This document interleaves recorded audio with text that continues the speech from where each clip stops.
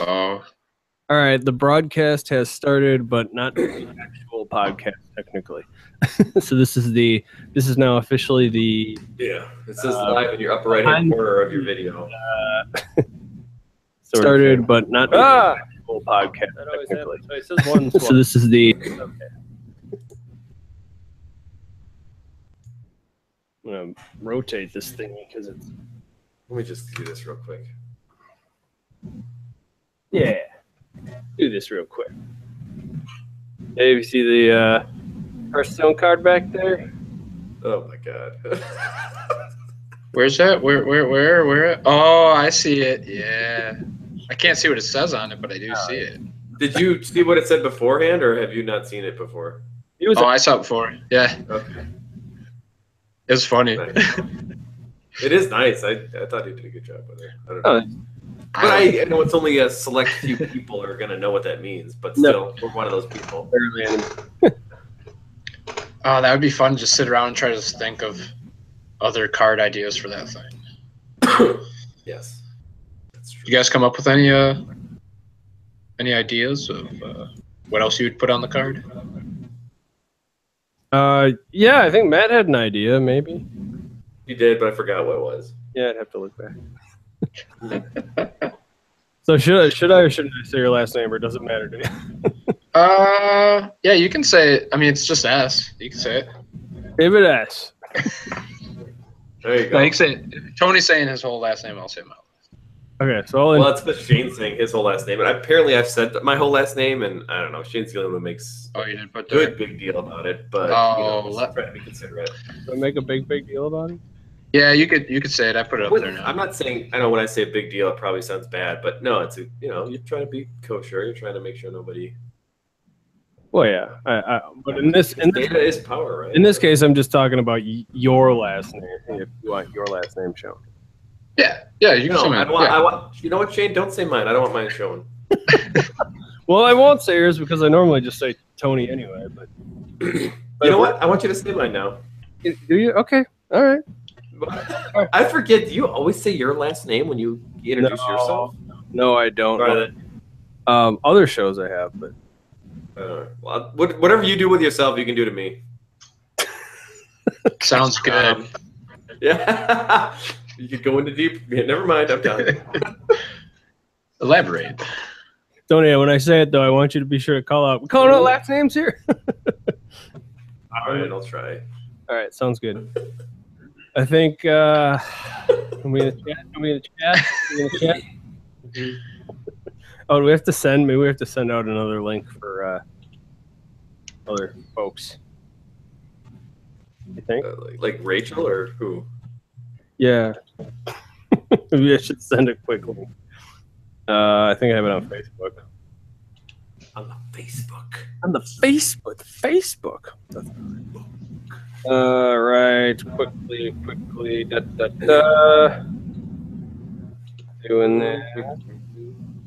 Doing the things and the stuff.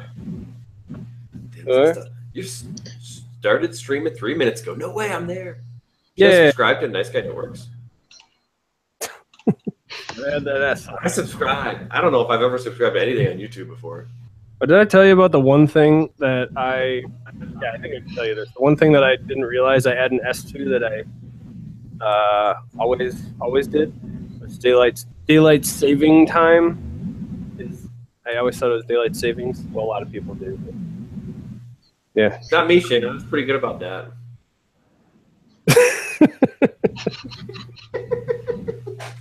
You're right. Grammar? That's the worst thing I know. Yeah.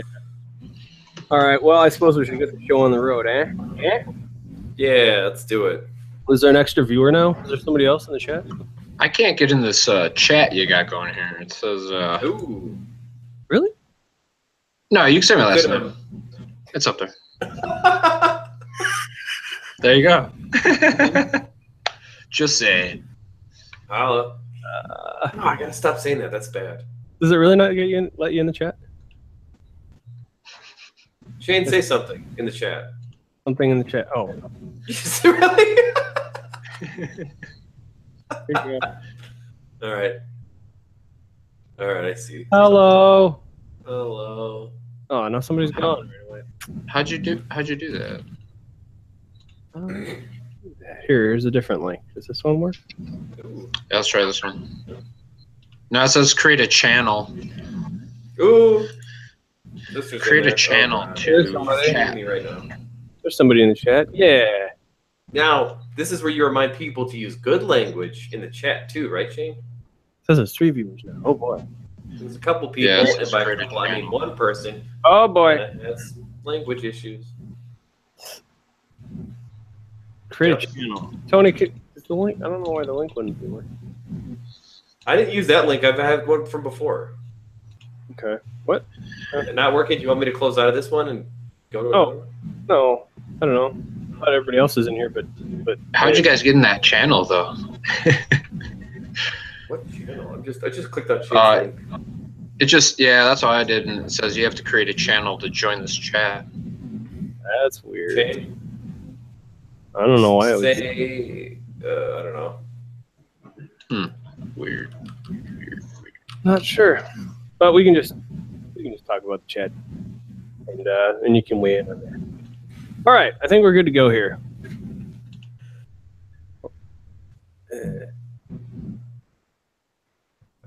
Are we? I didn't have to do that. Oh, crying out loud. I shouldn't have to. All right, here we go. In 3. Oh, did I get the dates? Tony got the date set right. Okay, good job. You're welcome. In 3, 2, 1.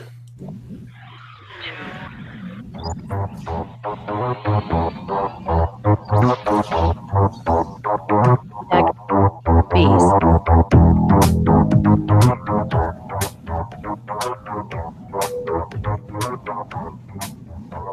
Hello, everyone. Welcome back to Techies, the podcast about simplifying our lives one gadget at a time. My name is Shane Maddox, and joining me, as always, is Tony Eibel. Oh, what, we calling all last names now? Yeah, we are. Yeah, I'm just kidding. Anthony. I Yeah, guess. it says Anthony on there. Yes. Oh, I don't know. I do go by Tony, but yeah. How's it going? What's new? Good. It's going. It's decent. Pretty decent. Good stuff. And also, if you're watching the video stream here, we also have a special guest here, Mr. David Solwald. What's going on, sir? Not much. How are you? How's it going out there? Going pretty good. Pretty good. And yeah, David. What, I don't know. He's Dave to me, so we go way back too. Whatever's clever. Yeah, go back to that. Even I think I remember saying that long ago at one point, but I don't know if you remember that or not. That was no. But yeah, it's what first was David, I suppose. Yeah. Was it? I don't know. For me, David. Did I ever call you David? I don't know. I think I always know you as Dave too. I don't think I called you. Yeah, it's kind of just it's easier. It's one less syllable, you know. Exactly. I like making people's lives easier. Like, hey, just say Dave. I remember in elementary school being like names that were like 4 syllables. I just can't do this. Like a name like Elizabeth or something. It's like forget about it. No way I'm saying that whole name. Anyway, hey, what are Dave? Are you drinking anything tonight? Oh, I am. I'm drinking some whiskey on the rocks. So this 1792 brand that my friend Mike picked up, and it's actually pretty good. It's rated at 95 by a certain liquor store nearby. Not gonna say its name, but Nice. One might say you could get a bit of a price off of the product there. I think you definitely could get a discount. And, oh yes, that's another way of putting it, I suppose. What about you, Tony? What do you got going? What are you consuming this evening? I got some green tea right now, unsweetened. With Vodka. yeah. There it is. I don't know. I tend to like it. I don't know why that is, but lately I've sort of been on this weird, dumb kick lately. It's sort of feel like it's a little healthy, but sort of not. I don't know. Nice. What about you, Shane? Oh yeah, I guess So I was. I'm drinking out of this fancy Wendy's cup here too. But originally, I was drinking. What did I have?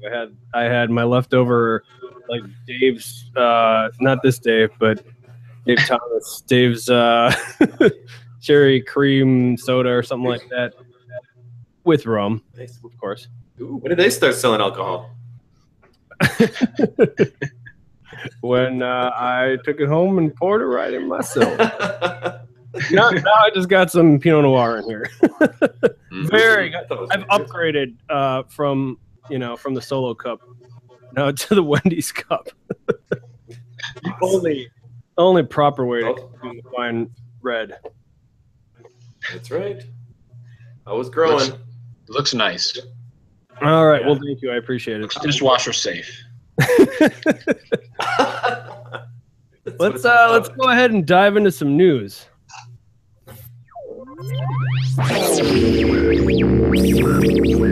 News. Motherboard reports DIY Powerwall builders are using recycled laptop batteries to power their homes. So many hobbyists out there are now building their own Tesla-esque sort of power walls, and we've believe we may have even talked about these last episode. But so the Tesla equivalent out there apparently is about $3,000, and it's a bit too steep for some folks out there. It's up there. So but at the same time, Tesla themselves, they've gone from storing a 10 kilowatt hour to they've upped it now to 14, but it's still not a huge amount of power. Apparently, I believe they said the 10 kilowatt hours was something like a third of the average home's electricity that they use. Now there's dedicated forums, Facebook groups, and YouTube videos out there.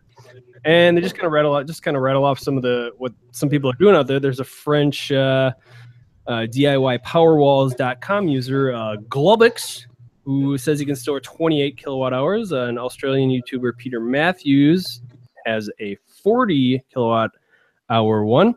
And another YouTuber, Daniel, I should be able to do this because it sounds German, but Rumor, whatever it is, holds apparently up to a 100 kilowatt hour, which is apparently 22,500 cells. That is a lot. And then one of the most popular builders out there, and this name I don't know either, but I'll say either Jehu or Hehu.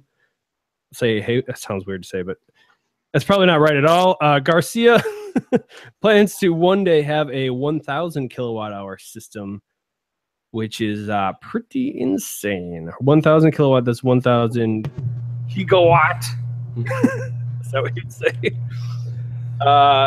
Many motherboards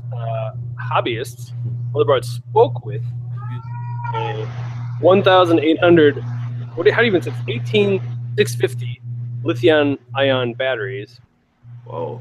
You're found in laptops, as a matter of fact. There are YouTube videos out there explaining how to open up these laptop batteries to find the certain color. What's going on over there? What's that? Oh.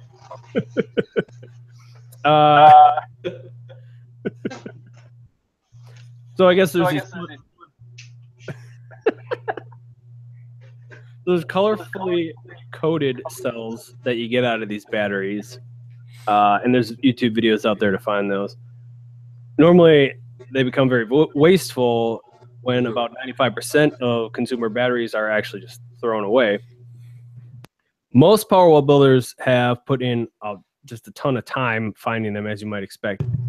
And buying them new can be about $5 a piece, which at that rate you may as well just buy one of the ones from Tesla.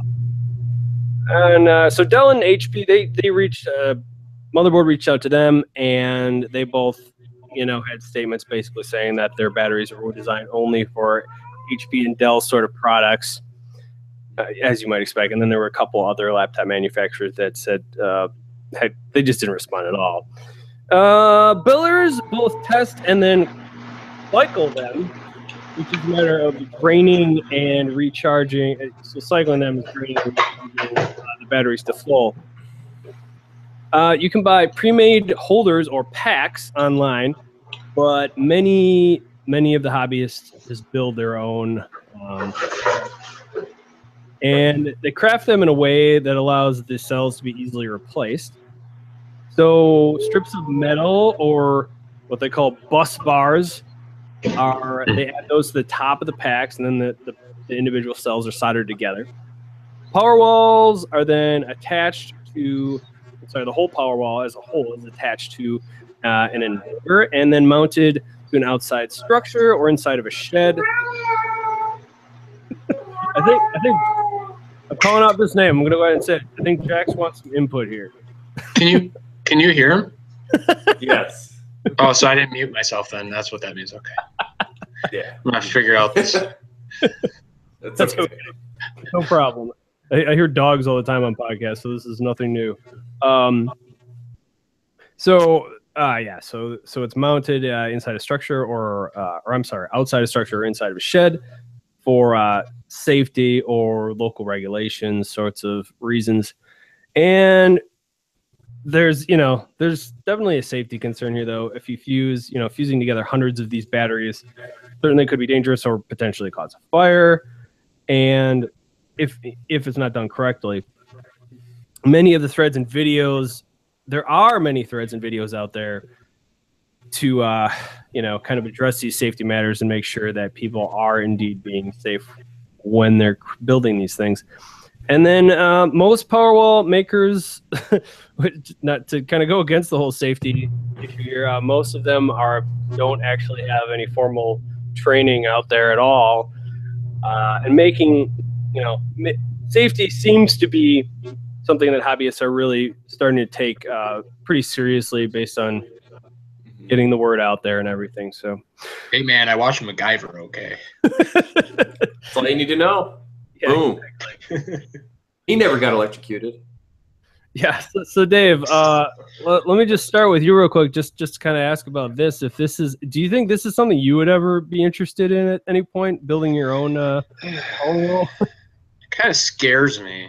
I remember.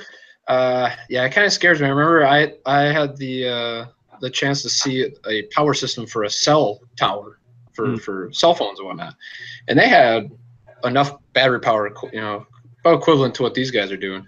And they were saying how one time a guy took a wrench and put it between two terminals, and it turned bright and melted, and then it was gone. I was like, oh, okay. Everyone was fine. I think. I mean, they didn't go that far into it. They didn't give me any numbers. Maybe not, but I hope so. I think they're good though. Yeah. The batteries were safe. But people, I have no idea. Let's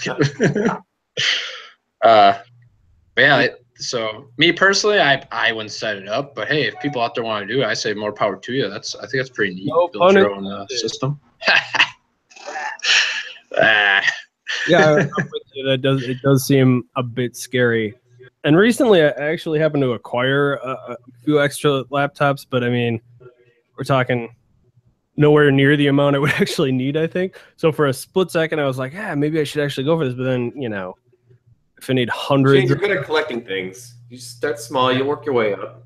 Yeah, thanks, Tony. So you're gonna build one of these, Tony? Yeah. I don't know.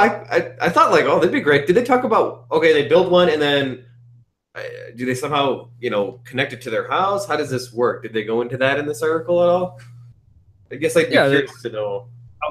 Outside sorts of things, sheds and. This sounds kind of interesting. Did they say outside of? Yeah, wait, I missed that part. Where'd it go? Shed. Here we go. Shed. So you can power the shed. Powerwall is then attached to an inverter and mounted to outside structure or inside of shed for safety or local regulations. Yes. So somewhere that's not inside your house, basically. Does it say how much you're saving in terms of cost or anything? I would imagine everyone's going to be a little bit different. They go in. Yeah, I suppose it depends on what batteries you find and how your build is. Sounds kind of interesting. I don't know. Maybe check into it. But yeah, that was what Dave was saying.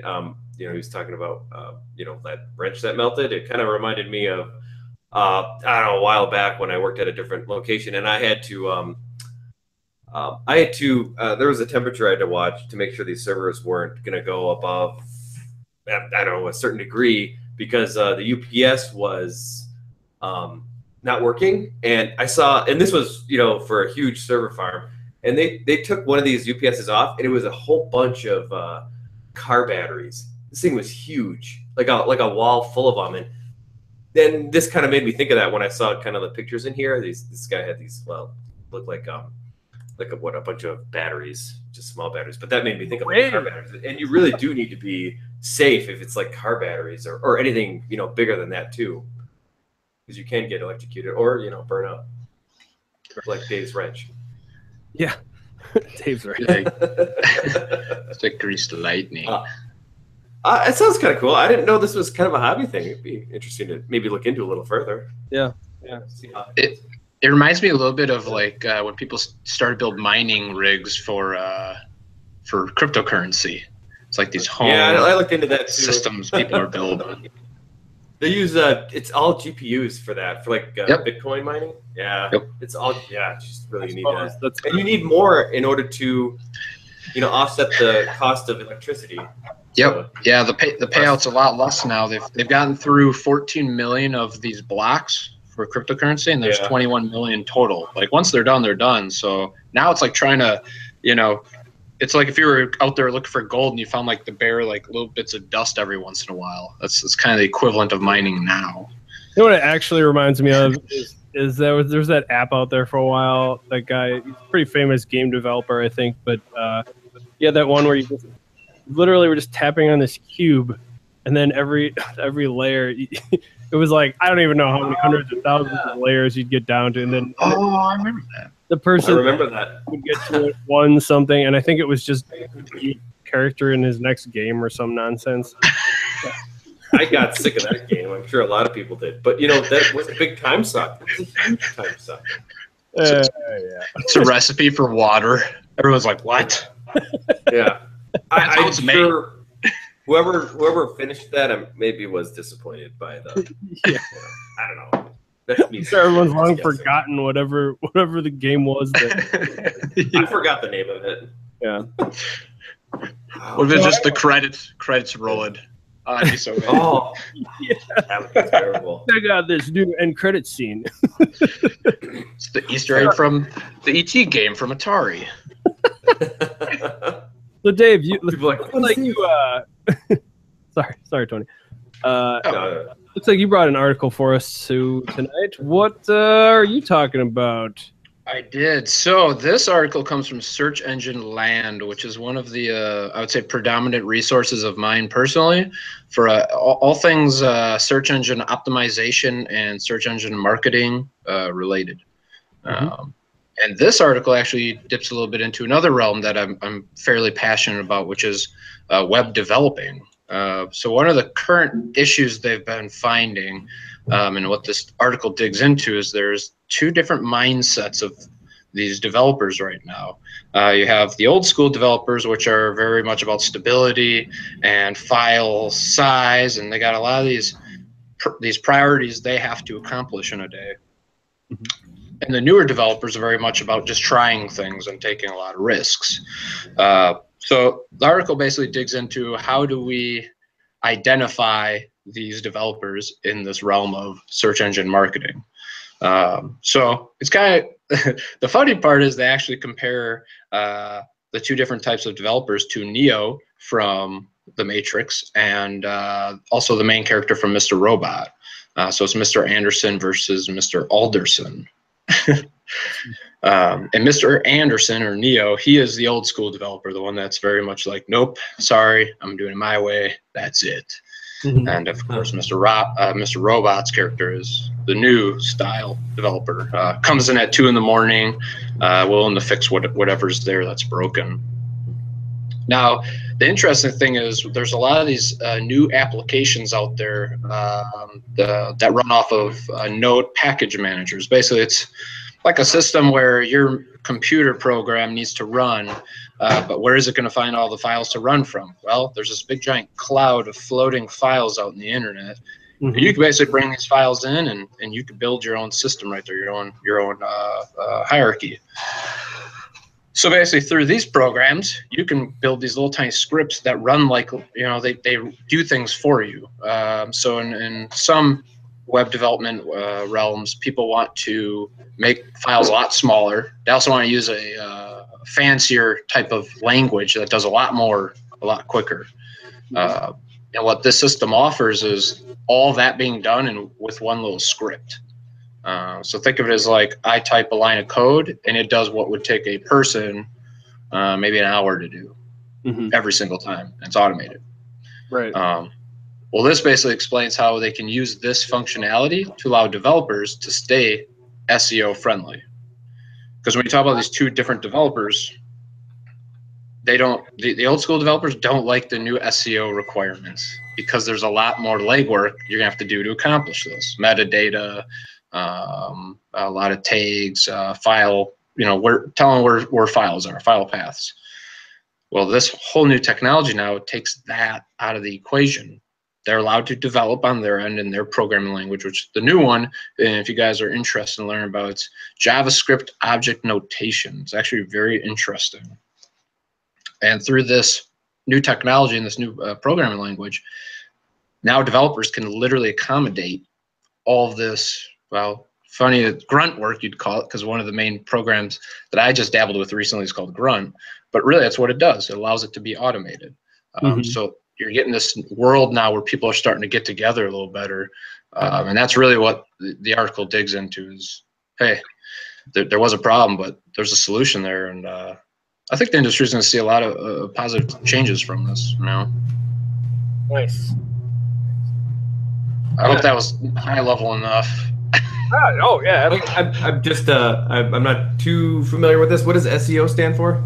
Oh yeah, of course. Sorry, search engine optimization. It's basically like a set of rules that search engines build. So when you build a website, let's say for Halloween candy, there are rules put in place that are going to determine whether you're a good resource for Halloween candy or not. And think of it as like hundreds of rules that your website goes through in a matter of seconds. And if you pass the test, the higher, the better you are, the higher you'll show up in a search engine. So there's certain ways to develop a website, not only in the content you provide, like the words you read, but the code itself. And if you don't do all of it the right way, you're really putting yourself at a disadvantage of showing at the top. Oh, I see. So that's kind of the SEO realm. So I've never, honestly, kind of back to the Mr. Robot Neo thing. Honestly, I don't think I've ever seen an episode of Mr. Robot. So what? Obviously, I've seen The Matrix, but how would you describe Mr. Robot? Mr. Robot is kind of a, I would say like a mid-20s hacker. And he's kind of just this. He's up late at night. He's out there to take down the big dogs. Whoever he deems as a threat, and he's just willing to do whatever it takes to get it done. Whereas Neo's character is very much like, I sit down and I'm in my process and I'm doing my thing, and something crazy happens. I don't know what to do. This other, the Mr. Robot is very quick on his feet. Like you can throw whatever you want at him. He's got it. He's done it all. He's trying it all. So when you first said mid-20s, I think you were saying like 1925, and I was like, is this like a steampunk? This is a hacker from 1925. It was either that or 2025. It wasn't. He drew a lot of binary on those pieces of paper. Let me tell you, that's right. A lot of binary. Where would one might watch this show? It is on Netflix. Is it on Netflix? Because I don't think it's on Netflix. I think we actually had. I think we were just watching on there. Now I can't find the remote. Yeah. Mike, what is this on Netflix? Oh, Amazon Prime. My apologies. That's true. This is me going to go on a small rant right now. Prime. It's on Amazon Prime, which I'm waiting for it to be on the Apple TV, because then I would be watching it. Oh, yeah. A whole other issue we could talk about on our next segment here. We'll see. I think, not to get too far on a different topic here, but Apple said it was going to be in fall on the Apple TV, Amazon Video, that is, for streaming. Mm-hmm. I'm Really? waiting for it, and it's still not out yet. And I haven't really seen why or seen much online as to why that might be. But and Rand.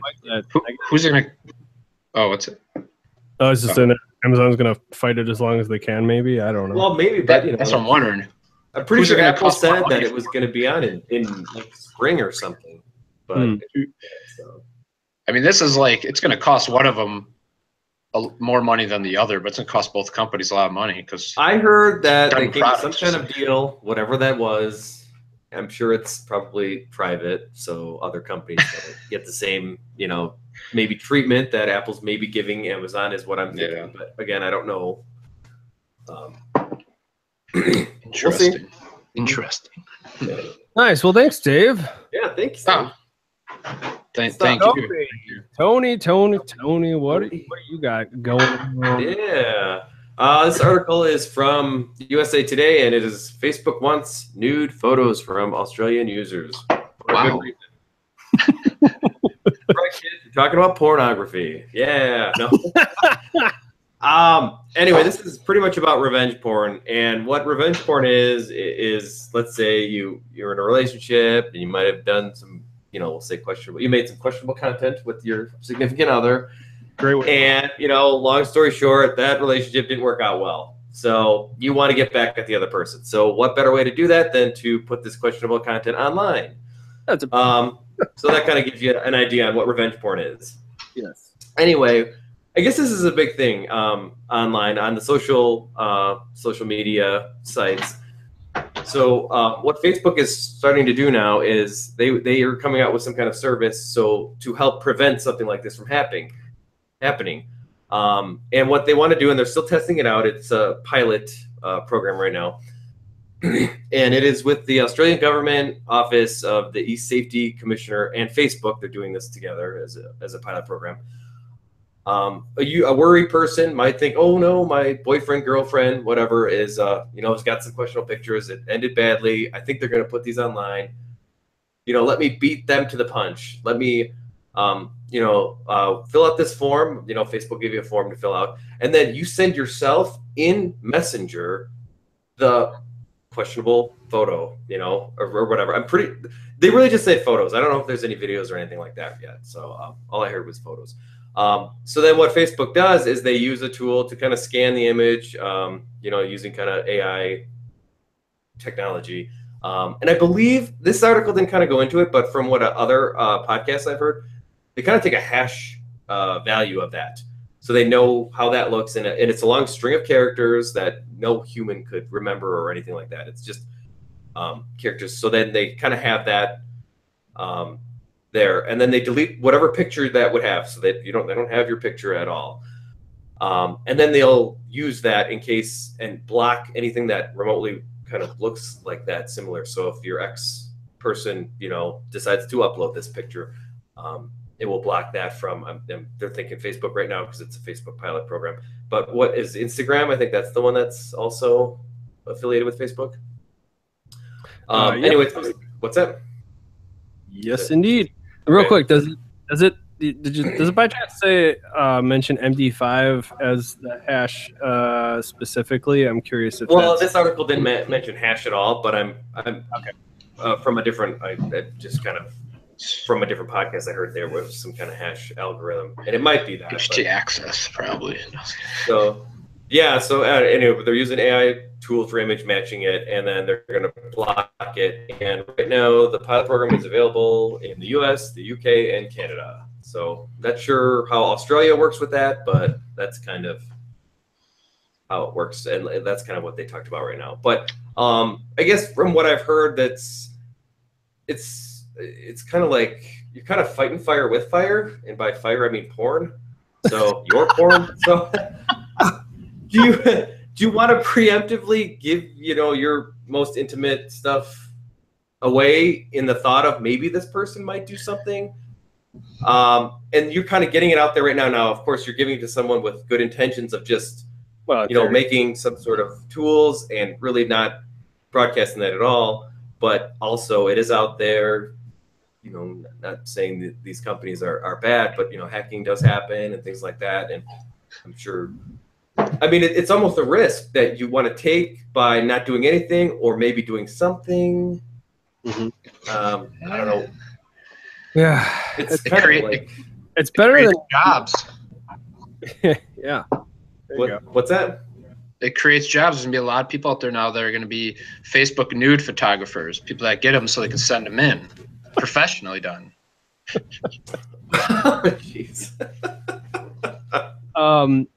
Yeah, I think it's better than not taking any action. Maybe. I mean, yeah. Well, maybe, but that's also like you're still giving them your photos, and I guess the worst case of that would be maybe it's leaked out somehow or something happened where you get that one developer who's that guy from that South Park episode who's behind the desk. You know the one I'm talking about. Yeah, I do. It's the Diez, where they installed the cameras in the bathroom. You had to wear a seatbelt when you were on the toilet. Oh, that's the one. Yep. The one. Oh, God, they're all Just great. like They that. really are. That's the true fear right there. It is. Well, that's true, but they also made it seem like they're going to take it. They're going to reduce that image down to basically, just a string of characters if you want, and maybe it's just like that. And then they don't even have your computer or your photograph for anybody to look at. But I'm sure somebody kind of has to see it at the beginning, maybe. I'm sure there's a part, and they're going to probably make this as automated as possible, so the least amount of people see it. Now, I don't know the actual process of what happens as soon as you send that photo, in theory, to them. If that's all done behind the scenes, or if somebody can see that or not. Sorry, Sam Jackson wanted to say something. I hear Chrome I hear browsers are maybe doing away with autoplay altogether soon. Yes. There's a grinds my gear right there, Shane. Yeah, that's a good point. I forgot what I was going to say. I was going to say Australians they took away their guns. Now they're taking away their revenge porn. I guess I don't know. It's good. No, it's bad. Revenge porn is it's not good. No reason to use the guns now. Yeah, it doesn't matter. We tried. I don't know if we want to get into the gun topic right now. Just get out of it. It's Australia. I don't know. Came to mind. Hey, I'm for boomerangs. It's true. Yeah, you can't take those away. All right. Well, thanks, Tony. Good thing. Do I have any more questions for you, though? That's the real question.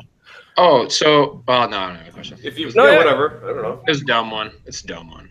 Are you sure? What if you're wearing? What if you're wearing a mask? What if I wear this? Well, I think it's up to the person that wants to, doesn't want any kind of questionable photo uploaded to any kind of social media site, regardless of who's wearing a mask or not, or anything. But makes sense. I don't know. Yeah, I got nothing. That's all I have. Revenge porn. And the last part of this article did say that 2 years ago, Twitter and Reddit cracked down on revenge porn by banning practices on both platforms. Now, I don't know exactly what they did, but I did say that in here. So seems like not a good thing. People are trying to crack down more on this stuff, so I suppose that's a good thing. Mm-hmm. It's good. Mm-hmm. Good. Yeah. All right. Well, without further ado, let's talk about... You know what really grinds my gears? And today we are talking about... This is our little... And if you haven't listened to the show before, this is our little sandwich segment here, if you will. Short and sweet and to the point. Today we're talking about streaming video and how much it sucks. probably even this stream. That's probably your ISP. Yeah, well, who knows? But either way, it could be. Yeah, Never a lot of quite to work like we would expect. I mean, it certainly has gotten better over the years. I will give it that for sure.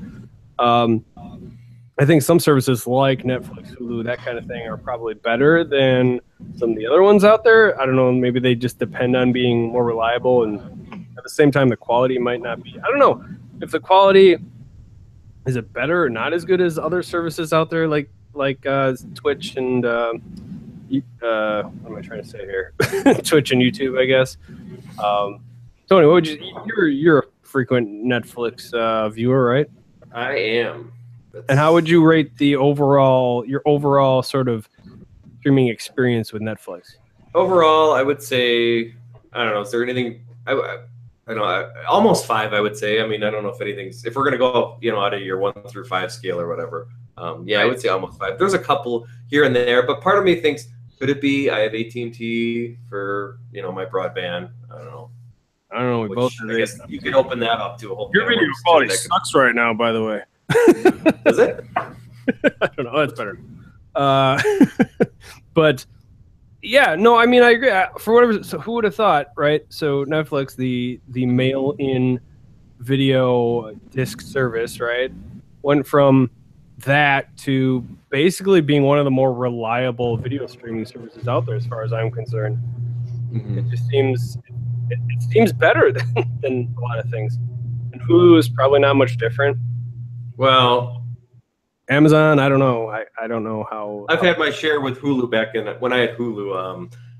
And whenever they would cut to a commercial, that's when I would start to get issues. And I don't know if there's a different, there's a different service that kicks in that goes back and forth between those two, maybe streaming, I'm going to say sites or something. I don't know if there's different locations or different IP addresses or something. But I would say Hulu, I didn't have the best experience with that because it would, the commercials would cut in and out and I wouldn't have one, or you don't have a commercial or you have some sort of blocker on. I'm like, I'm watching out of an Apple TV. How do I have a blocker on? I just got to quick do my impression. The following is presented with limited commercial. Oh, okay, that's bad. I think the wine is not making my impression as good tonight. No, let's make it better. Is it better? The following is presented. Okay, that's even worse. Have a gulp full of wine again and try again. I always forget though. I feel like wasn't that the guy that played Tyrael in Diablo 3 or something? Wasn't that the same voice? I thought I don't remember, but yeah. Yeah, but let's see. So basically, and Tony reminded me of this tonight, how this came about was we were watching the BlizzCon virtual ticket. And for those of you that aren't familiar, that's the gaming company Blizzard. They put out their annual convention. So yeah, we're total nerds. Saying that now. Tony's married now, so it doesn't really matter. He can admit that fully. Be a married I will say. Oh, there's my dog in the background there. Yeah, Sam. There is sorry, we're calling out names. How dare you? Yeah. So we do this annual. She's gonna be okay. Being a nerd is cooler than it's ever been, by the way. But yeah, we were just having a lot of issues, and we found out, I think, after way longer than it should have taken, that it really was kind of a combination of doing the AirPlay on the Apple TV and using the wireless, the Wi-Fi simultaneously, to actually slow things down. And at first, yes, I agree. Necessarily as a parent that was the issue. I can't believe it took me as long as it did. Sort of. I think. In retrospect, I would almost maybe check out maybe cable internet versus the DSL I have, as well as maybe getting a better cable modem, wireless router. It's just it's like it's a weird catch-22 with technology, right? The better technology gets, the more spoiled you get, the more used to it. And it wasn't until you mentioned the HDMI cable that my brain even went there for some reason. That's right. Yeah. Well, that's what I used to do when I started doing AirPlay, and I'm like, oh yeah, AirPlay's great.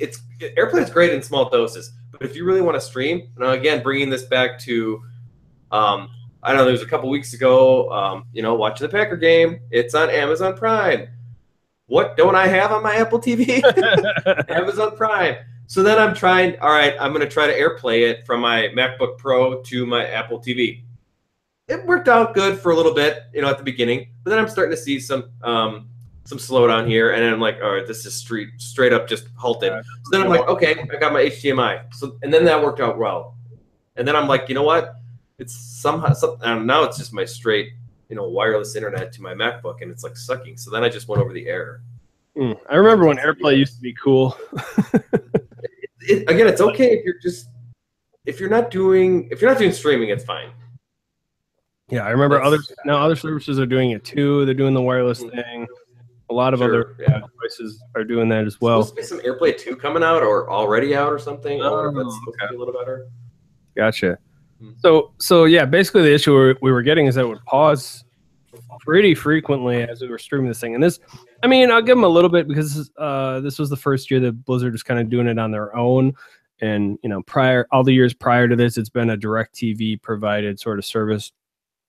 But, you know, we were getting between, it was either the video would pause altogether or the video would pause and the audio would continue, which wasn't, I mean, that's here. I mean, that's not really going to do anything for us. Well, I mean, we paid $40 for this.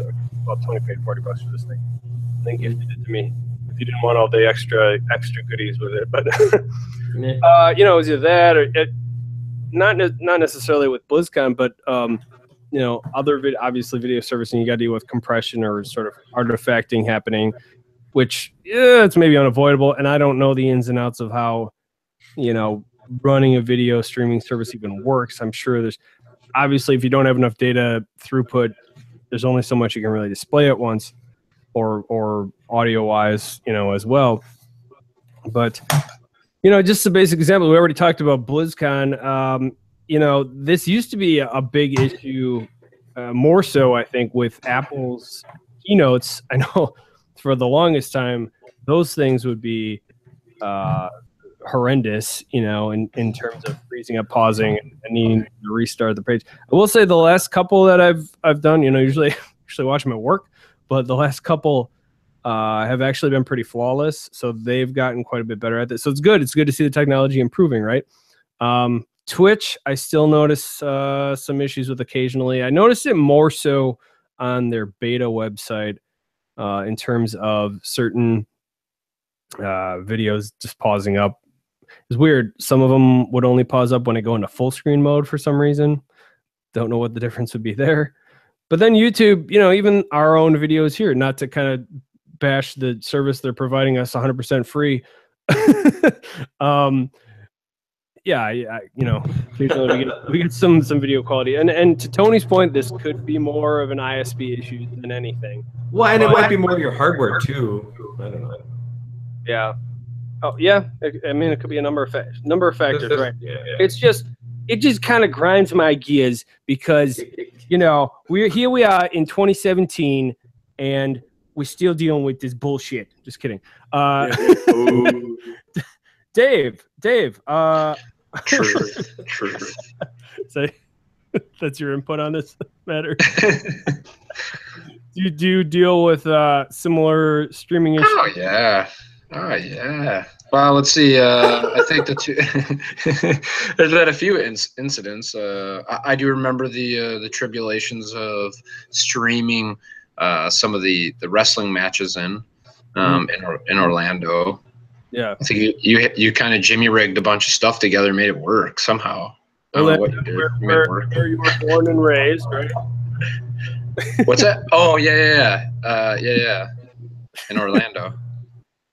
No, he recently came back from there, but yeah, short-lived time there.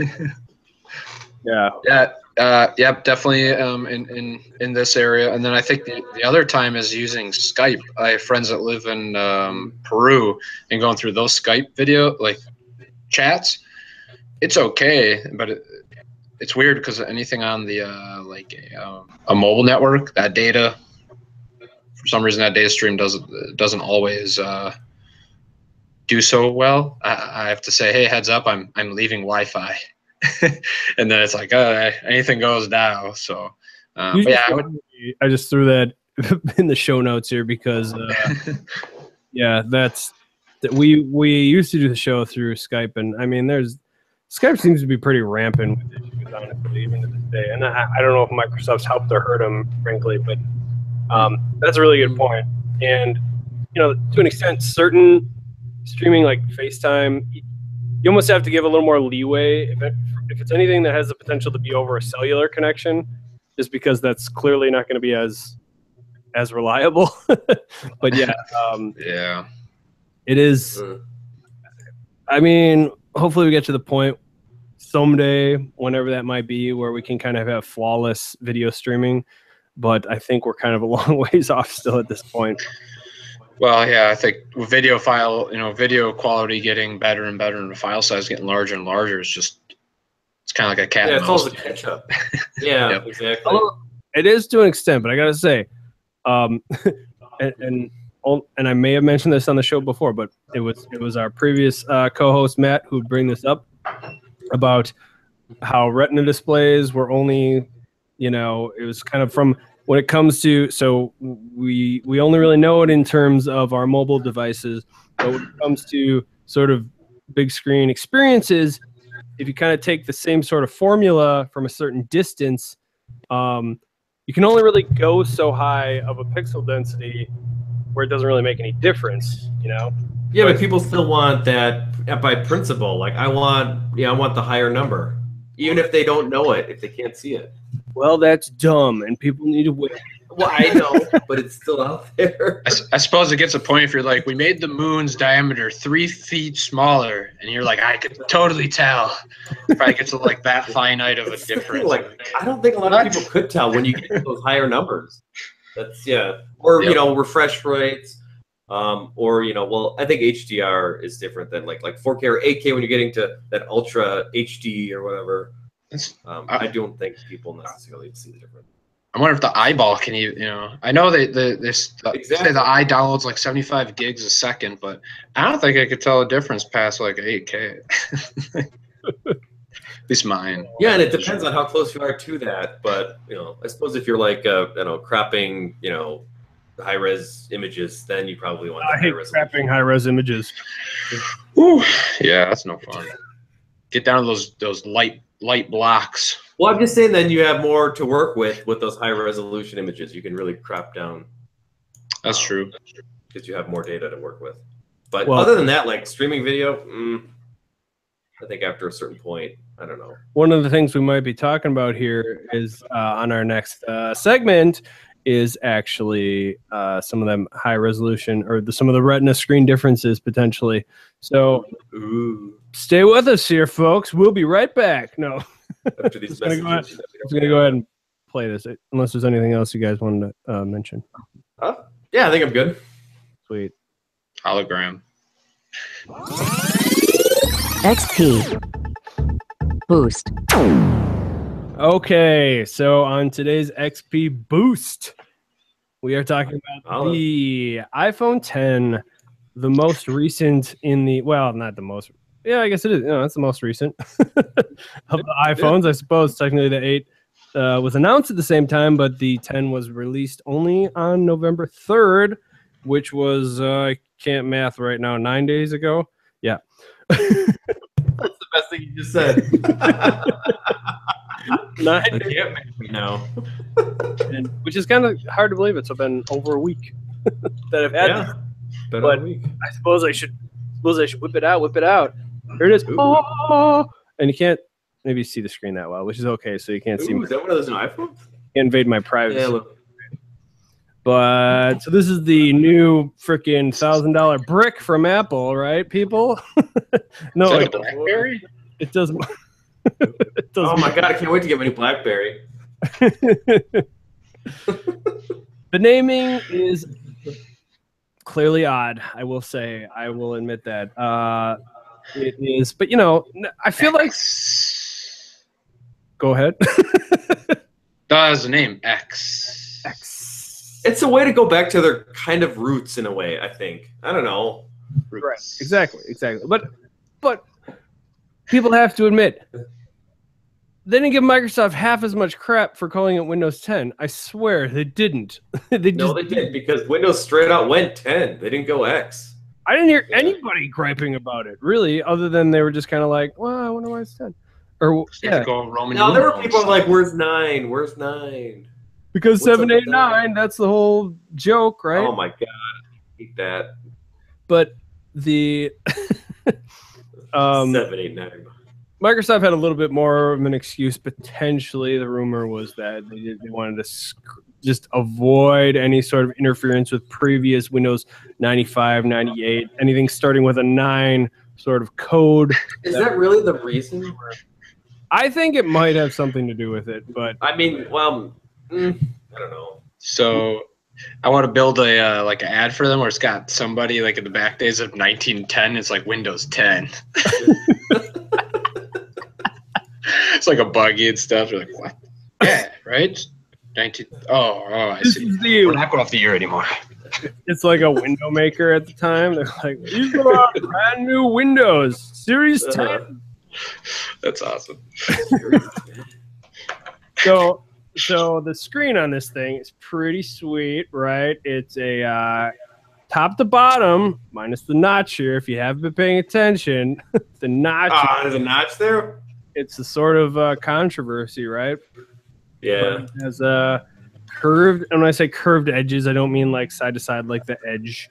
I mean around these corners, curved corners is maybe the more proper thing to say, right? See how they're curved around there? I think the size of the device itself is pretty perfect though, because I didn't care for the Plus model. That I had the 6 Plus at the time. And I thought that was too big for myself, my own personal. You know, it works for some people. I think, Dave, you still have a... Yep, there it is. Still has 7 Plus. It's a 7 Plus, all right. Yep. And it was just a little too big for me. And ultimately, it was the only iPhone I've ever owned that actually I cracked a screen on because it was so large. It slid out of my pocket from a foot off of the ground and onto concrete, and that's the first and only display I've ever had crack on me. Was it on the what ground was it on where it cracked? Was it hard? Was it carpet? Concrete? Concrete, yeah. Okay. Yeah. Just curious. So obviously that's going to be an issue, but It's a floor made of other iPhones. It's also the shorts I was wearing at the time, kind of, shorts in general. Some shorts have shorter pockets and smoother material on this one, maybe. There's a number of factors, but there's variables. But I just gotta say, never happened on my other phones. That's all. As my notes say here, the screen is tight. It's oh boy. Overall, yeah. Holla, that's better, right? Who says that? That's such a weird. Is that like hello? What? It is very nice though. And Tony, you were there when I got this thing though, so you know what I actually said about it. It is really nice. It was kind of nice. Really nice display, but I gotta say it was not as impressive as I originally thought it was going to be for whatever reason. This is an OLED, and I know I wasn't on board with the OLED naming. Originally, I thought it was just OLED because Tony's always been the guy to inform me on the latest and greatest technology, and it was actually Tony who originally said OLED, and that's why I was kind of like, "Are you sure it's OLED?" But he likes to question me a lot because apparently I'm not right all the time. You're right all the time, Tony. You're right. I am right. You're right though. I shouldn't question you because because you always question me. Everyone should always question everyone. Everyone should question everyone. Don't take anything at face value. I don't. But you really do inform me about a lot of tech stuff, honestly. So thank you. I try to. Yeah, thanks. I appreciate it. Thank you. No, thank you. I mean, thanks for telling me that. Dave informs me on stuff all the time. True story.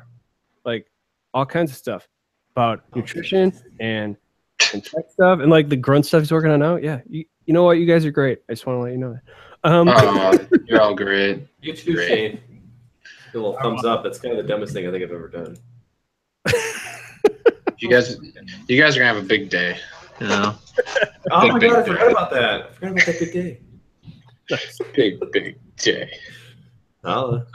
Damn. Holla. Rachel in the chat is agreeing. Size is great. She agrees with me, me alone. Can I say this? Full disclosure, sister's in the chat room. She's got the iPhone. No. Calling out siblings here? I can't win with you, can I, Shane?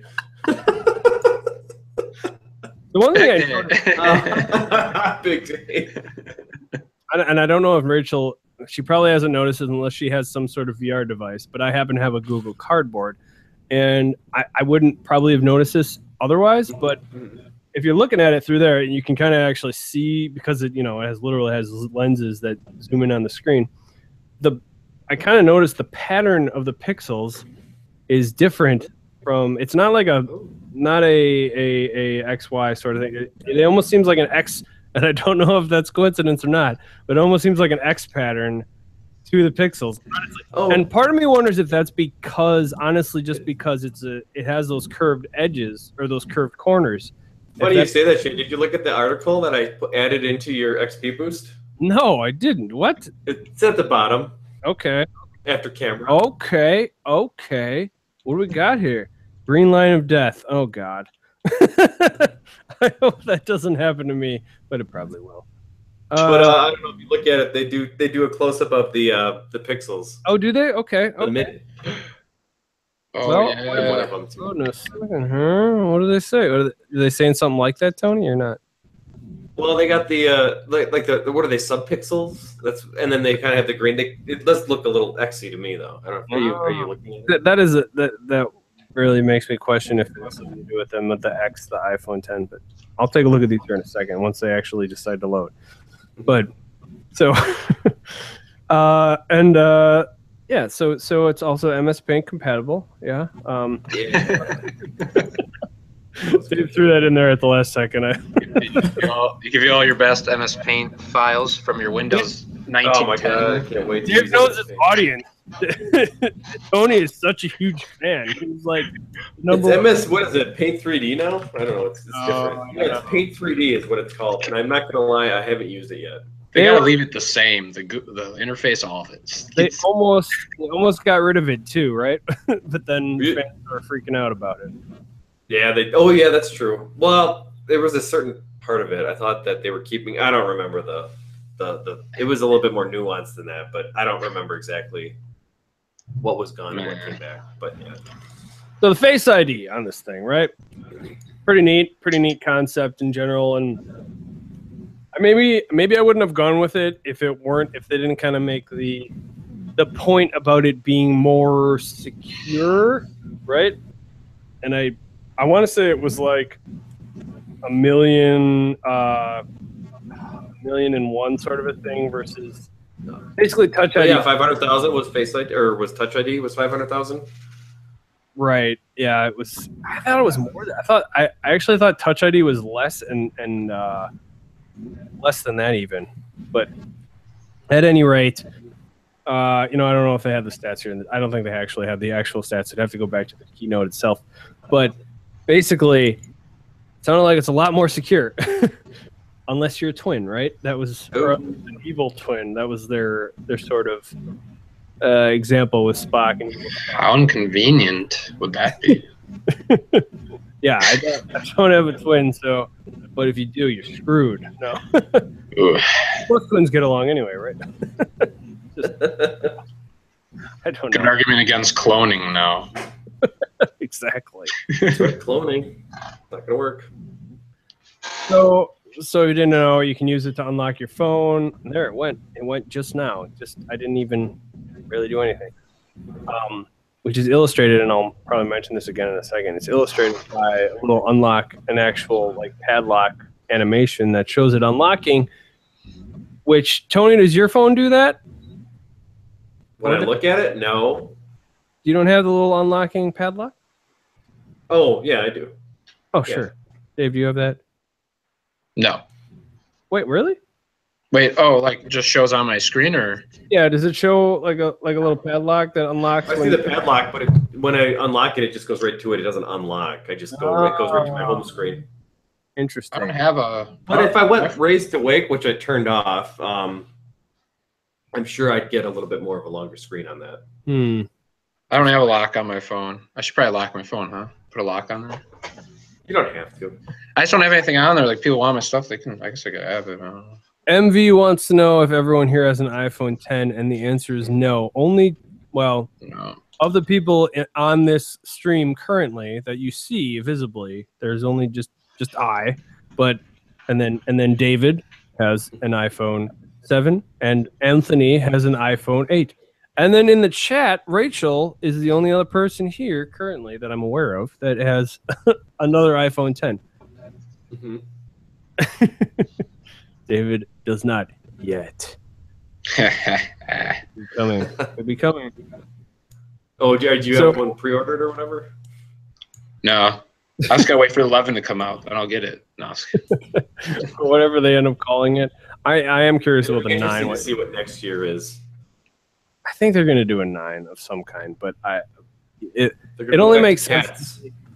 The 9 is going to be an iteration of the 8, and then I don't know what they're going to do with the 10. Maybe they won't even do another 10 right away, or maybe they'll call it the 10 too. Maybe they'll call it the. Maybe they'll start naming them after a cat or California location. I don't know. Or they'll just go with the Apple phone, like I keep predicting. Eventually, is going to happen. I don't know. I've got an iPhone 8 MV, and I feel like I'm a pretty cool person. So, what's the 8M? Just kidding. What?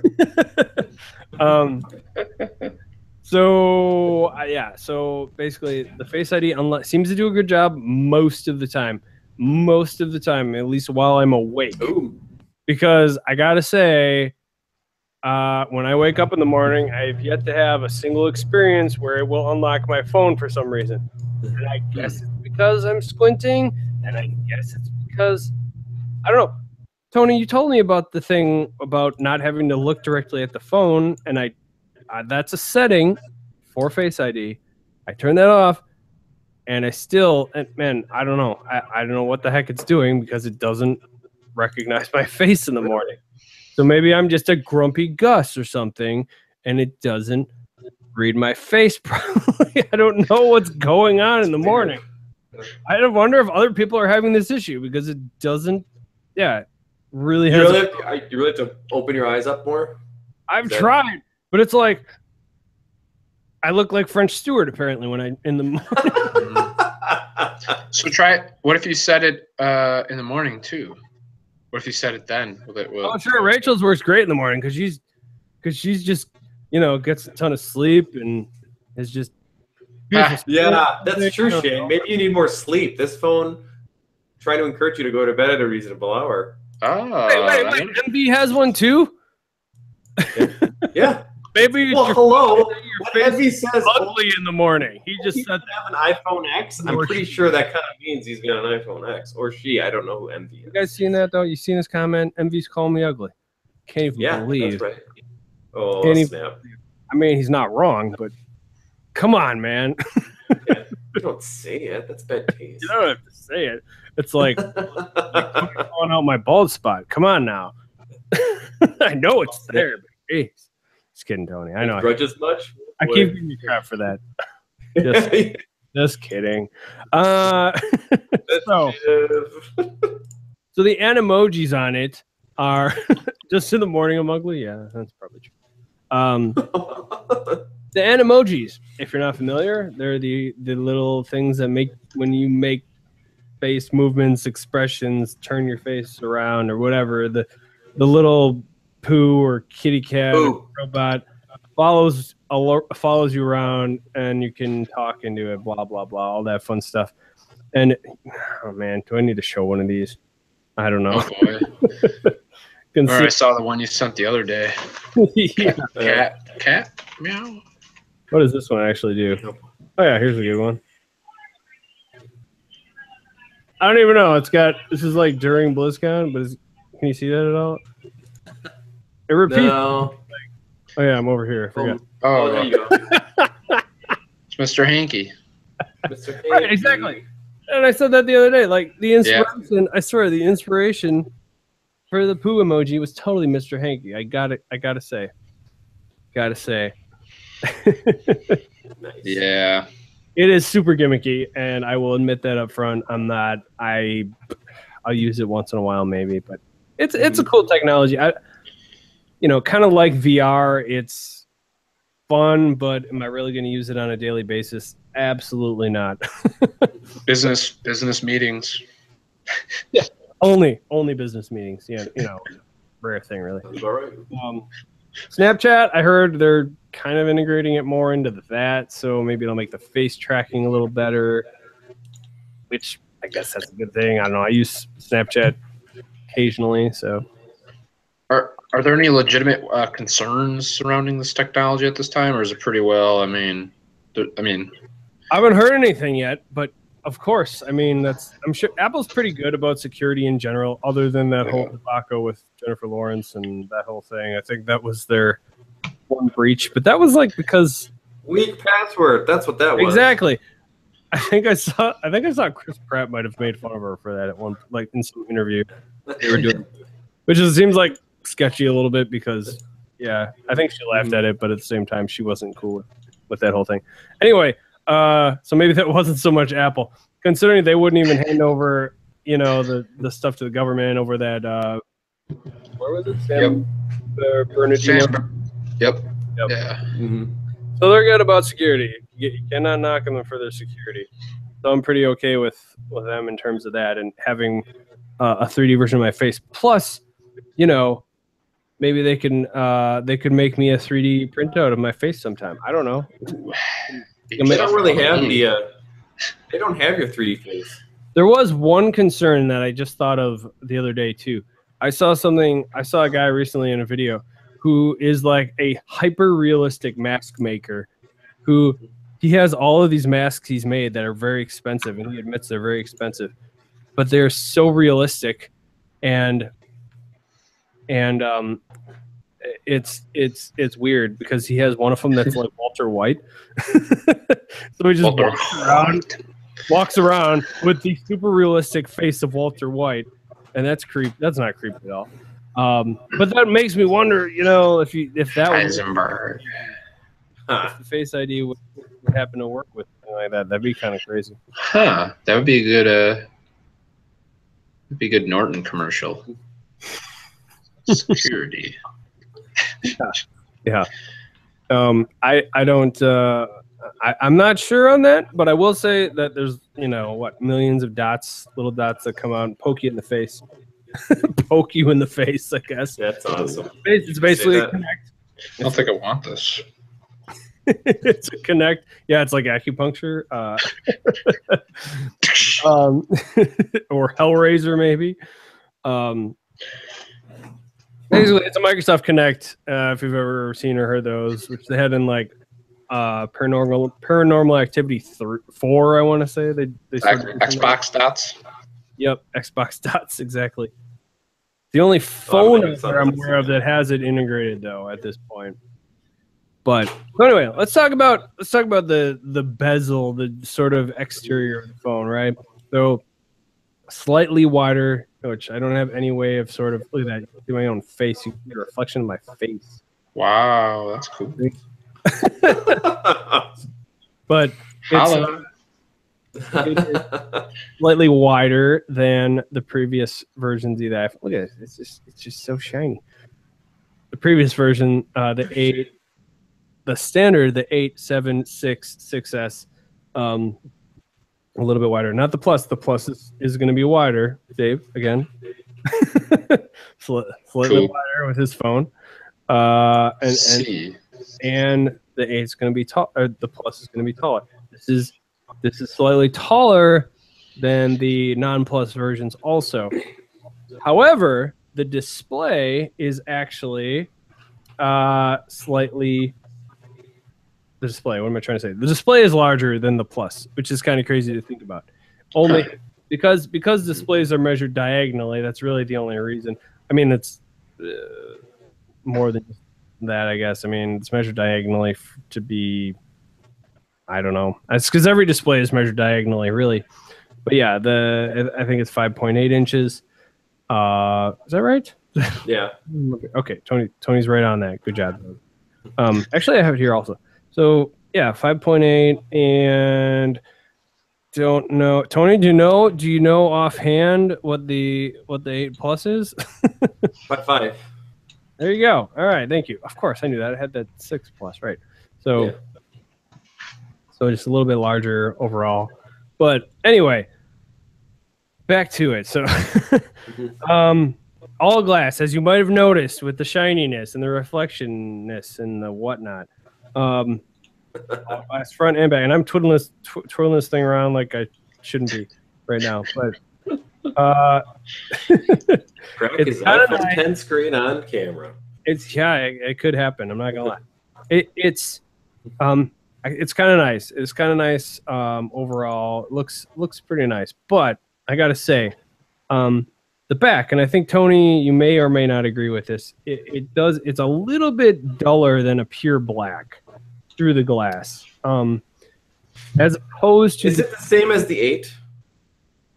I think the back, I believe, looks, and I've seen your 8. I think it's very similar, and I'm not as, I don't think it looks quite as good as what the 7, the back of the jet black 7 kind of looked like.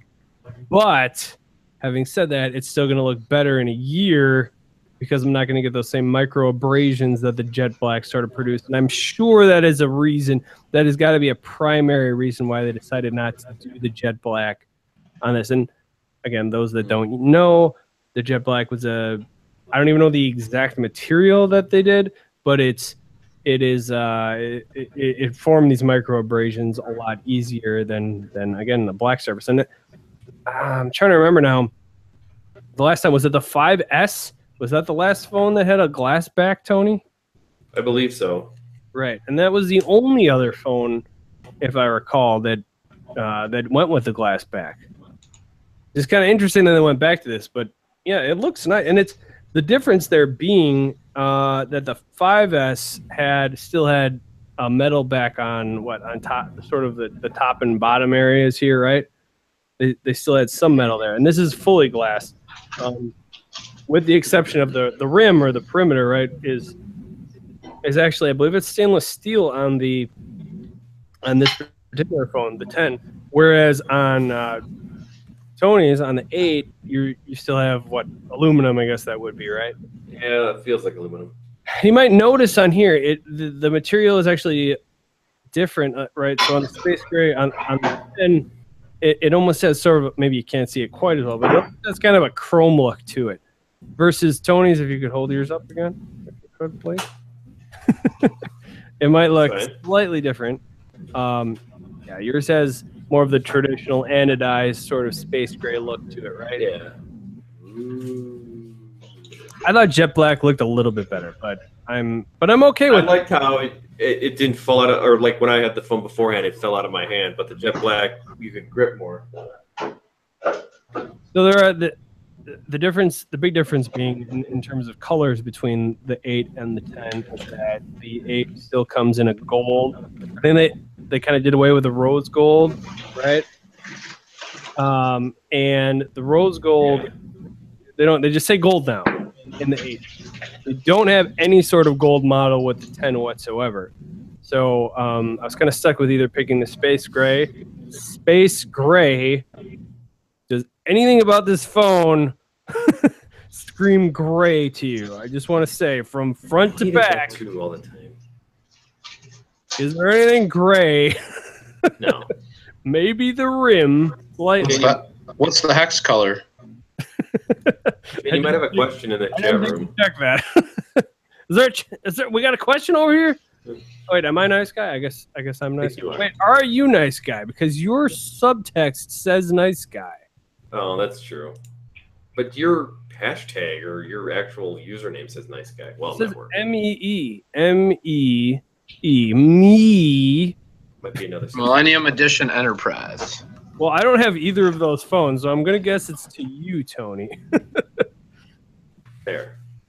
Fair. I have an 8. Right. It's just a regular 8. The regular size 8, 4.7-inch display. 4.7-inch model. Ooh, it's like the 4 gig iPhone 1. It is. We've been getting iPhones since the beginning of time. Pretty much, 2007, June. Circa 07. Yeah. Yeah, so there's a white version of this phone, though. There is a white version like Tony's and a gold version. But the white version, it has white on the back, and the front, a little bit of front real estate is also black on the white one, which doesn't really, it seems kind of weird. The rim on the white version is, I did notice, I went to Best Buy yesterday, and the rim is actually more silver. So that kind of goes with the white, I guess. But yeah, not necessarily the little bit of black on the front. So I didn't think that made a lot of sense. Even though I think the white light looks kind of cool, but not for that particular reason. And then of course the camera coming out the back, like a weird device that it is. It's even more distinct than on some of the other iPhones, I think. Mm-hmm. And obviously on the table, that's always an issue when you're trying to type something to someone. If you do set it down on the table, but gotten kind of used to it at this point. It's different though. It seems different. It looks a little bit different. Feels a little different. I don't know how it is on yours, Tony, but it's not. I don't know. The big camera. You have the camera that I have on mine in there now. Yeah, and like yours has so that's a good point. Now that you bring your phone up there, right? You may notice this. I keep doing this wrong. That so Dave's phone has sort of a ramp up to the camera itself, right? Whereas mine it's just a straight vertical sort of cliff, I guess you might call it. I don't know if if that's necessarily a better design. It's definitely different. Well, you also have your light is in the middle of the camera. Mine's outside of it. Sure. Separated from it. And one of the other things, as Tony pointed out, why with the 10 they went with this vertical configuration. Supposedly it has something to do with this whole camera setup on the front, because of the 3D sensor, the Face ID camera. Maybe took up a little more space, and that was why ultimately they decided to go vertical on this particular phone. Crazy. That is crazy. Flipping crazy. Another thing, the sleep button was a little bit larger. Tony, is it larger on yours, or is it just on the 10? Just on the 10. Mine looks to be the same size. And I don't know if that is nicer, I guess. I don't know. One of my main concerns was taking pictures, right? Like this, and not having to take pictures like this and covering up the camera, right? Sure. As long as I can actually, I mean, my thumb seems to sit pretty well without hitting the sleep button. And even if my thumb is on the sleep button, and then, actually hitting this button is kind of, at this point, it actually takes a screenshot, but nice. I should probably have my thumb over here when I take a picture, if I'm going to use the volume button to, actually take the shot. But yeah, all right. Well, and you use it for, I believe, now I'm just drawing a blank. When you pay for stuff, I think you trigger that. Yeah, there's a few different things, and actually, I might talk about it here in a second. Oh yeah. Not too much more to go over here, but the UI I want to quick talk about. Slightly different than some of the other iPhones out there. More different than, in fact, I even realized. But for one, you might see this. Bring it up here once more. At the bottom here, I keep doing that. At the bottom, you have a couple of different buttons, right? You've got a flashlight, if I can do this right, a flashlight and a camera button, right? And those are kind of cool. And if you hit ooh, it's bright. If you hit the flashlight button, if you just tap it, doesn't do anything. And I get it makes sense because it's from the lock screen, but you got to use your 3D touch, so you got to actually press hard to make it turn on, and it makes a very satisfying sort of their what do you call it? What is that called? Haptic. Thank you. Feedback, right? Sort of tap when you press hard on either the flashlight or the camera button to make them work. So I thought that was kind of cool. I like that. It's starting to feel more like physical buttons on these touchscreens, which I can appreciate. And I already mentioned the unlock animation, and maybe I can, well, it's hard to sort of show. But if I'm looking at it, you're not going to see it actually animate until I turn around. But you'll notice, keep doing this. See how it's unlocked there now. It shows it's unlocked. Then I actually have to slide up. That's the big difference, is that there's no home button. So you have to slide up from the bottom to actually unlock your phone. And let's see. So covered most of this at this point, but another big difference is the control center, right? So now that I'm swiping up from the bottom, That's not the same as on on the 8, 7, and the 8, where sliding up from the bottom brings up the control center. Now you slide up from the top right to bring up your control center, which I really do like in iOS 11. I'm a big fan of it. Some people maybe aren't as much. I'm not used to it. I understand it's going to take some getting used to, but trust me, it's better. Trust me, it's better. So yeah, another one of the things you might notice here is that there, I'm getting used to it finally. You got some less info up at the top because there's less real estate. Even though this split, what do they call it? Split top bar. What do they call it? Split menu bar. It's not going to be as. Oh boy, it's gone now. You can't fit as much. So if you want to see some of that extra info, basically, if you do your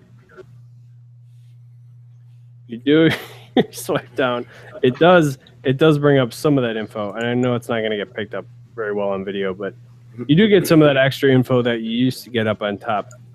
It's a little bit of a minor takeaway, right, because of that, but I still like it overall. I'd still take this over not having it, maybe, because you still get most of that info. You're just not going to get like your battery percentage right off the bat. And I noticed because basically it was because of the iPhone 10 entirely. I'm guaranteeing that is the reason they went back to vertical bars rather than the dots they used to have for the cell phone reception. You may have noticed they went away from that now. But so different things like taking screenshots or powering up your phone now, because there's no home button at all, instead you have to hold either the sleep button and either of the volume buttons will do. We'll take a screenshot. I think it takes a screenshot. Maybe I can't take a screenshot. Oh no, that worked. Let's see. Maybe the bottom one doesn't work. But if we're powering it off, it does. So you hold in the sleep button and one of those two volume buttons is going to power down it's going to bring up the screen to power down or set off an emergency. One of those two scenarios. But I guess for a screenshot, now I'm just realizing now is only the volume up button, the sleep button and the power up button, or the volume up button will do that. Siri as well only will work with your sleep button with the absence of a home button. But all right, getting winded at this point. Camera we already mentioned, it's a dual camera. We showed that 10 times zoom, which is going to be closer to the camera on Dave's phone, I believe, on the iPhone, on the Plus phones, which I appreciate. I like that because that is one of the few things on the Plus models that I kind of missed, was having a better camera, and I'm glad I have something closer to that at this point. The portrait mode, I tried it. I don't really get it yet. I'm sure it's kind of cool when you're trying to take pictures like that. Haven't had a lot of uses at this particular point, but the one time I tried it, it didn't really seem to make a huge difference. So maybe, I don't know why that might be offhand, why I had a poor experience. And I noticed an old coworker on Twitter had posted something, and the way he described it was just kind of a bad Photoshop job. He took a picture of his dog, and you could kind of see traces of the edge, kind of seeping through. So I don't know. Maybe it's really not that great. I mean, what can you really expect from a cell phone? Mm-hmm. I still think the camera on the iPhone is one of the better ones out there. I know there's other cameras out there that maybe are doing a better job at this point, but it's still decent for what you get.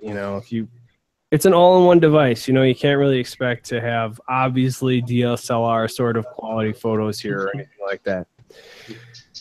So looks like we've got a couple of little extra sections added on here. Tony's already talked about the sort of green line of death From, Well, I don't know if I'd go that far to say that. Just a handful of users.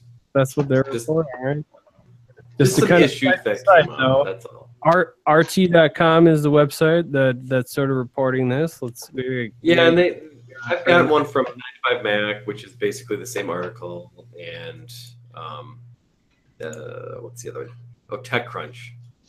I like how one of the first screenshots they pop up here has a Magic the Gathering card on it, though. Or maybe it's a fake Magic the Gathering card, but it's just kind of funny. See his comment on here. Anyway, yeah. So David. Yes. You have a concern. You had a concern about the notch. Well, there's actually, I guess it was something I thought about initially. Like, how are they going to as a developer? I'm like, how am I going to design responsiveness for this screen that's got these little tiny corners? You know, how do you cover that up? And believe it or not, WebKit was already on their game. So there's going to be an extension through WebKit. For those people that don't know, WebKit is kind of the standard. They provide the standards for coding for websites out there for how they respond to your browsers. And they're gonna put a few new tags in there. Viewport fit is one, and actually you can see it on their website. They have it webkit.org. I'll put the link in here, but it's designing websites for iPhone X. So I guess it's not really an issue. They've fixed it, but it is something that people are gonna have to be aware of. Otherwise, it will cause some issues. Okay, well, so that's interesting because one thing I will say, if you open up let's see, if I just open up google.com or something. One thing I will say, just kind of taking a look here, it's really not easy to see on here. Notice that the notch is actually part of the address bar. Typically, so if I scroll up, like, all right, Google's maybe not the best example. Go landscape mode. Go to landscape mode. Yeah. Oh, that's a good question. Now go to a website. Sure. Okay. So Yep, you're right. Landscape mode is an issue. Sorry, I should have been a little more specific. So that is what this code fixes. Allows the edge of those screens to go all the way out instead of trying to. I mean, you could if you want. You could design it that way, but yeah, basically allows it to go all the way to the edge of the screens. Okay. Sure. Gotcha. Sorry, I should have been. Yeah, I should. No, that's a little more clear on that. Well, no, I'm glad we even talked about it because it's worth the conversation. And yeah, I gotta say, I'm glad you brought these up all together because it is a good point. And I gotta say with the 10, I've noticed even when I have the address bar and the navigation bar at the bottom of this phone, and I even compared the amount of viewable space you get here. I think it's actually a little bit more than on the standard iPhone. Even when they don't have any address bar or anything showing. So I like that a lot about it. And so just way more vertical space. If I'm looking through my voicemails or my favorites on my phone, there's just a lot more vertical space to even in the viewable area. So I like that a lot about it. Are a lot of apps taking advantage of that? Do you know? If you have more than I would have thought. A lot of them are already doing that.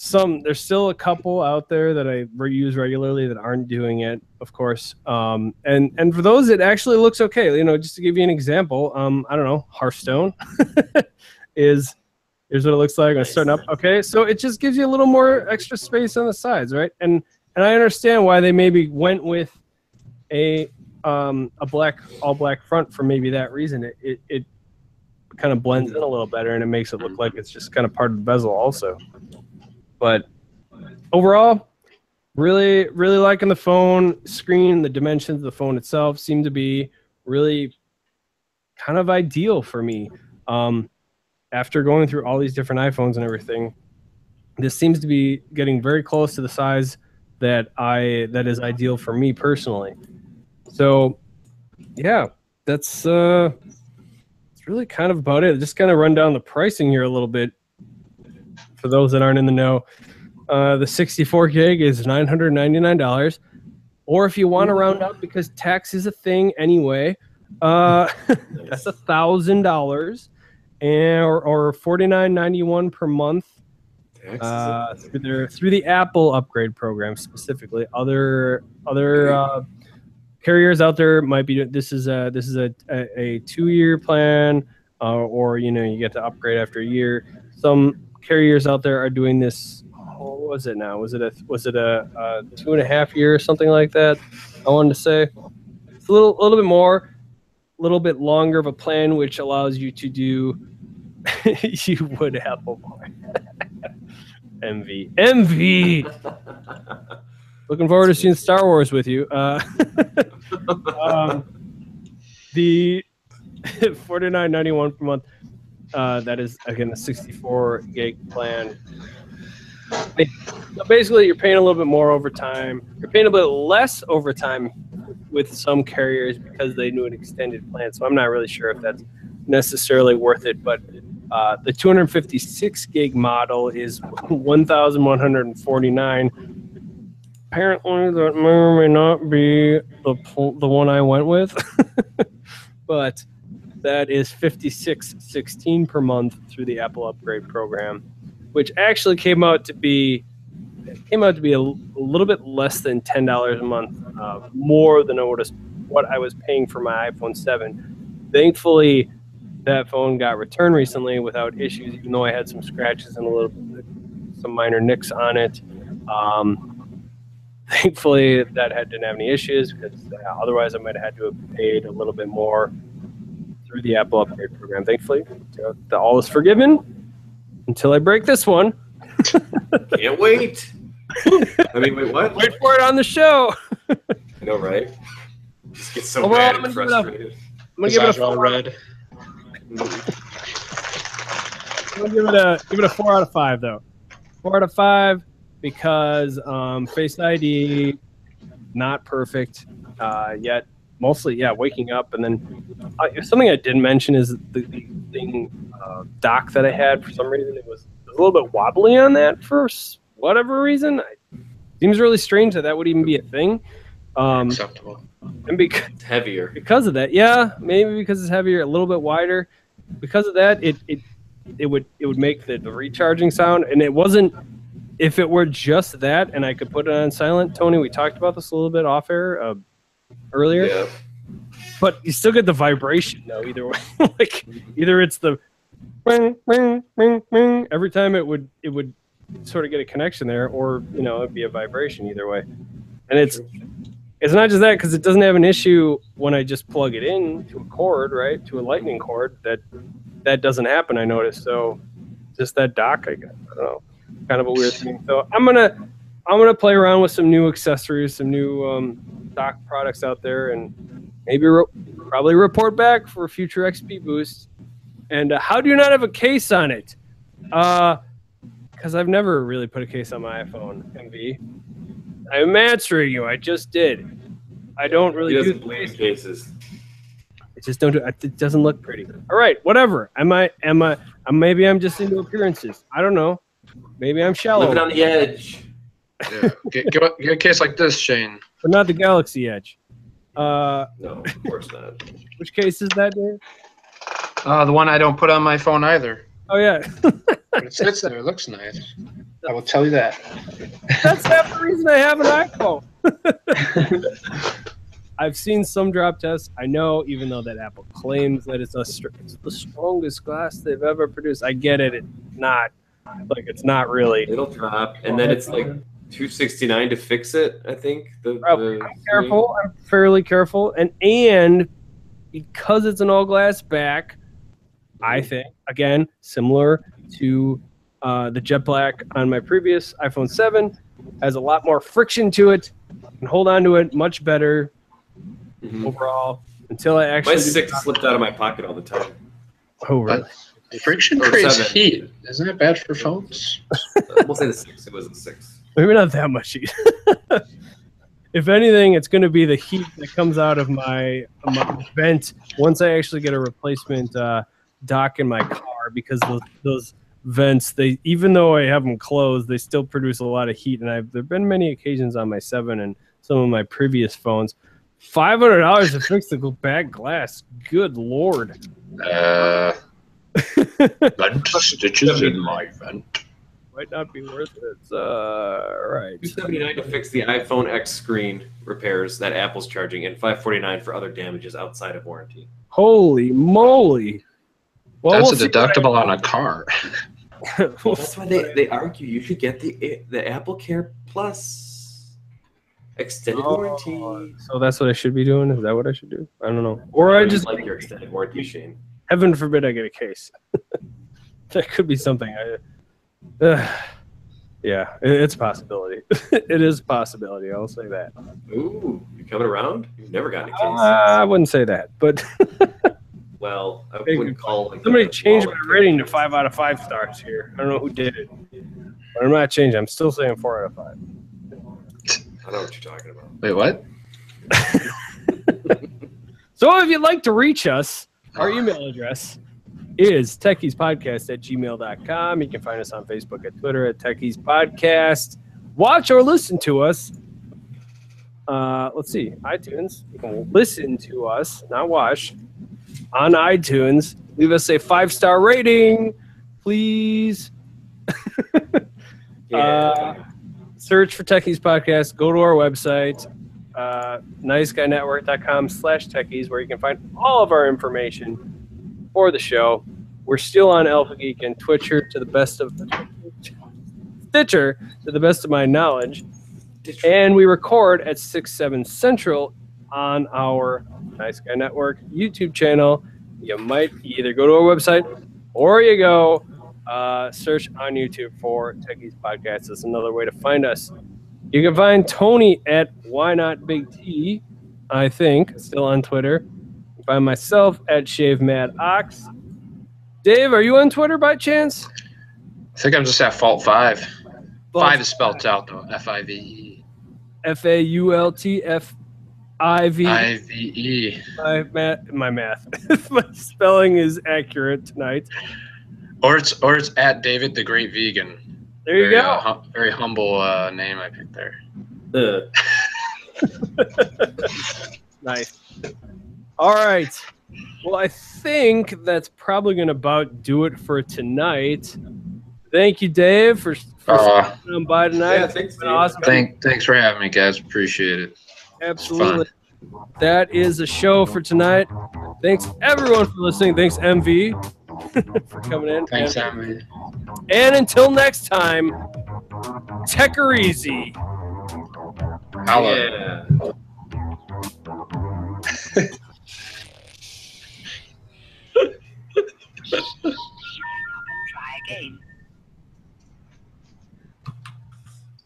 Nice. Nice. Oh, sweet. Thanks, guys. That was fun. Yeah. Also, Good find them on the corner earning money to pay for a $1,000 iPhone. Corner earning. Is that where Matt is? Also, you can find. I'm gonna drop it today. Where's Matt? That's not on the show anymore. Yeah. Did Tony drop an F-bomb? I don't think so. He's the only one still to point out that Tony ever supposedly dropped an F-bomb on the show. We'll never know. It's like an Easter egg. Yeah. Yeah, it is. Although I suppose Matt was really good at finding it. That F-bomb? Yeah. Yeah, the alleged. MV, what show was that? Do you remember? Did you? Oh, wait. We can't disclose that information. Yeah, no, we didn't fire Matt. Matt quit, all right? It wasn't happening anymore. You weren't participating enough, MV. It's all your fault. That's right. They found out he was working for Zoltan. Zoltan? Oh, jeez. Oh, God. And then? That was episode 50. Is that the episode 52? Maybe. I think we might have even. I could try. Do you remember like how far in? In I think it was 52? right at the beginning. Hey, this could only be for our audio listeners. Not our audio listeners, our YouTube listeners. Are you listening? Better podcast. Let's see. Got it here. Gonna play this. 3 minutes. Tech. He's just guessing on 52 anyway, I think. I know, but he still 3 minutes. brought it up. What? You think it's 3 minutes in? All right. Scrub into 3 minutes in. Let's hear it. I'm gonna turn my sound up. I still have no idea really how to use it, but it's on my computer. I know that much. And That's not right. I don't know. I don't remember the topics. My mom doesn't. It's listen to around there. He said it's around there. does she that anyway? And I think they were pretty. Later. Nice. That anyway, and I think they were pretty. I guess whatever. Maybe they want to make sure. Later. Nice. I don't think we're gonna find it. Pretty cool. Just a programming book. Awesome.